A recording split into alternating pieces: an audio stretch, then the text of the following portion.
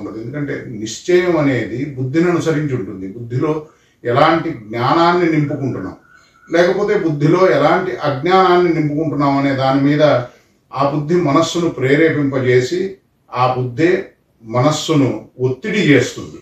అంటే ఇప్పుడు మనస్సు ఇంద్రియాలను ఒత్తిడి చేస్తుంది, మనస్సుకి నచ్చినట్లుగా మనం ఏదో చేయాలి అనే అంశం మనకు తెలిసిన విషయమే. మనోహి హేతు సర్వేషాం ఇంద్రియాణం ప్రవర్తనే. అయితే మనసస్తు పరాబుద్ధి కదా. కాబట్టి ఆ బుద్ధిలో ఉన్న జ్ఞానమే మనస్సును డ్రైవ్ చేసేది. ఇప్పుడు మనం మనస్సు మీద తప్పును పెడతాం.